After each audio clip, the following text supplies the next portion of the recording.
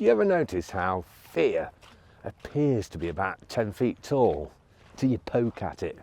Then it shrinks down to size. Because that's the thing about fear. From a distance it looks fucking massive. But when you get up close, most of the time, all that's just smoke and mirrors. Do you ever feel afraid? Of course you do. We all do, don't we? Even those people we think of as brave, firefighters, military personnel, doctors working in emergency situations, they'll all admit they feel fear too. The difference is they don't let that fear prevent them from doing what they've got to do. It may not seem like it, but fear isn't the enemy. It's just part of the process.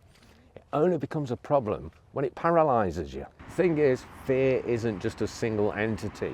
It's more of a sliding scale. At one end, you've got that mild nerves, that little bit of a flutter in the stomach, because you've got to maybe stand up and say something, speak for yourself, or try something new. At the other end of the scale, it's full-blown panic, that shit in your fucking kecks because you're convinced that your world's about to end. We've all been up and down that scale a time or two, if we're being honest, haven't we? Well, I'll put my hand up. I don't mind admitting that I have anyway. What I found though is fear shrinks when you tackle it in manageable chunks. Not heroics, no grand gestures, just bite-sized pieces, baby steps if you like.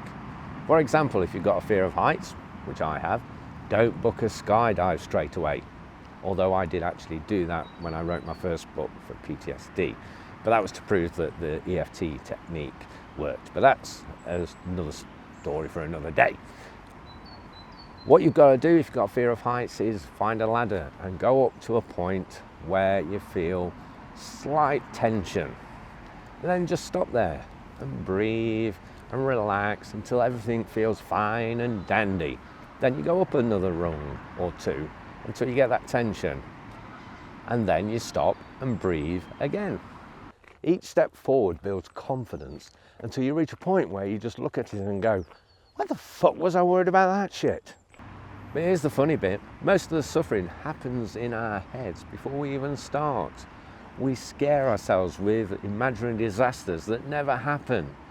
It's like the spider in the bath. In our imaginations, it's Shelob from Lord of the Rings or Aragog from Harry Potter. In reality, it's just a confused house spider that's more afraid of you. But in your imagination, the fear is 1,000 times bigger than the actual event. So here's the takeaway. Whatever fear you're facing, don't try to smash through it in one go.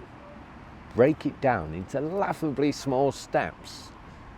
Just move forward safely and comfortably. As you move forward, fear will start to lose its grip. It never disappears completely, but it will stop running the show. If that hit a nerve, good. Nerves are an indicator of things that are important. The thing is, fear's never going away, but it doesn't mean you've got to let it run the show either. Just so you know where this is coming from, I used to do a lot of one-to-one therapeutic work. Nowadays, I prefer to do writing or create videos like this one because it helps me reach more people without everything turning into a therapy session. So if what I've had to say about fear and mental health has resonated in any kind of way, just know that I share a video like this every Thursday. So if you want to be informed about that, click the follow, like, subscribe button thingy either above or below, and I'll see you in the next video.